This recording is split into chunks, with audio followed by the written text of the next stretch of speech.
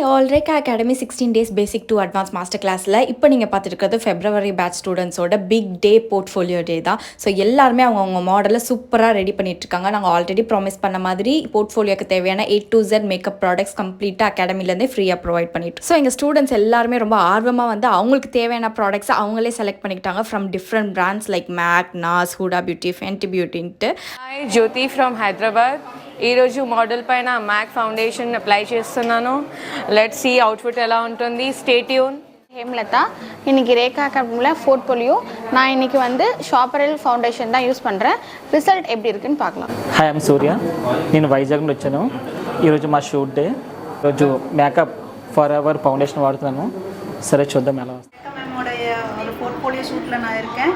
So இன்றைக்கி கூட பியூட்டியோட foundation தான் இவங்களுக்கு நாங்கள் சூஸ் பண்ணியிருக்கோம். ஸோ மேக்கப் அப்புறம் எப்படி இருக்காங்கன்னு பார்க்கலாம்.